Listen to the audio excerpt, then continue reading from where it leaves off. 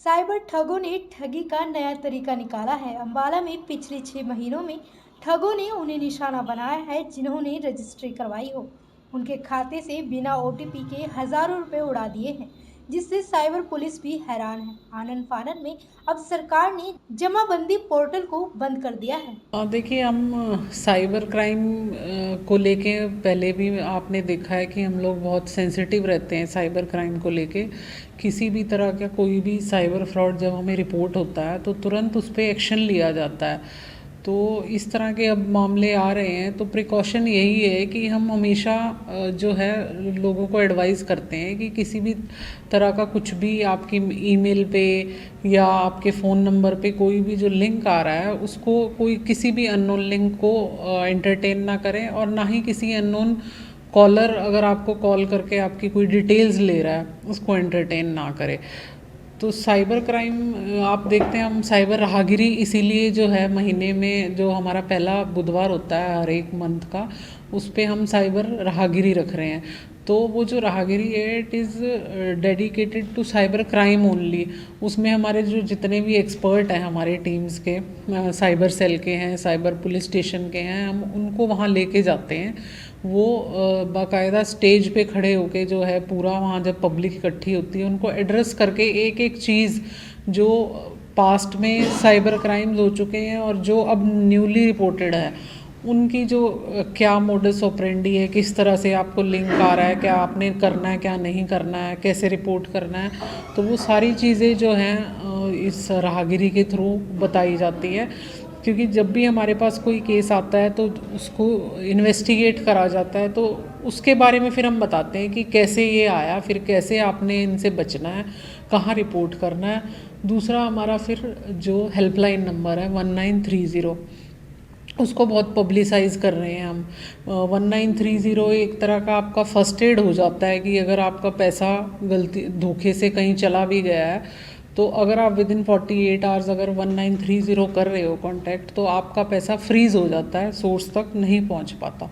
तो वो एक बहुत पब्लिसाइज हम बहुत ज़्यादा कर रहे हैं 1930 को। बाकी जो जिस तरह से भी क्राइम रिपोर्ट हो रहा है तो एक्शन लिया जा रहा है।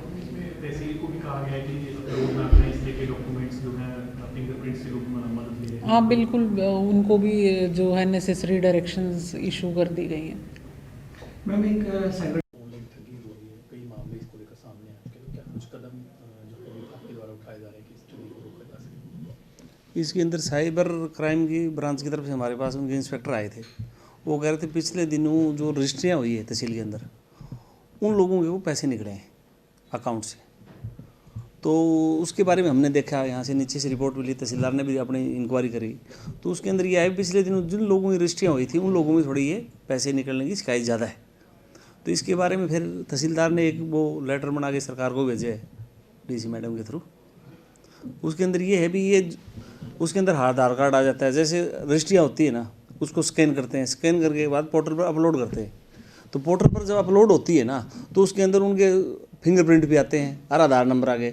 जो आजकल साइबर क्राइम ऐसी ही हो गई, उसमें लोग उसका यूज़ करना शुरू हो गया, उनके पास ऐसी टेक्नोलॉजी होगी कि वो चीज़ स्कैन हो रही है तो कहीं ना कहीं उनके एक आधी जगह ऐसा है जो ज़्यादा स्कैन नहीं हुई है या उनकी हाई क्वालिटी है, तो वो उन लोगों की इस प्रकार की बदमाशी हुई है।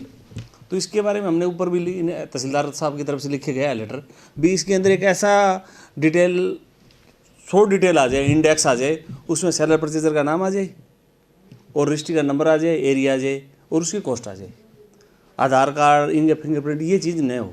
तो ये सरकार लेवल पर ही विचाराधीन है, वही फैसला होगा इसका जो भी होगा। लेकिन एक बार कुछ टाइम के लिए हमने रोका है, तो मैंने वैसे पूछा तहसीलदार का भी इसके बाद रोकने के बाद 1-1.5 महीने में क्या रिपोर्ट है। वो कहे जी उसके बाद ऐसी कोई शिकायत आई नहीं।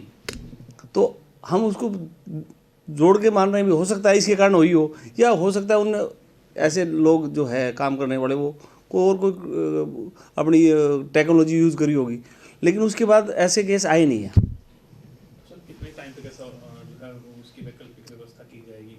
ये तो मैंने कहा ना गवर्नमेंट लेवल का फैसला है। ये क्या है कि गवर्नमेंट का एक अपनी साइट है jamamandir.nic.in में जाओगे ना आप, तो उसमें आप जमाबंदी है, रजिस्ट्री की नकल है, आप ले सकते हो। कोई भी आदमी, कोई भी सिटीजन है वो ले सकता है।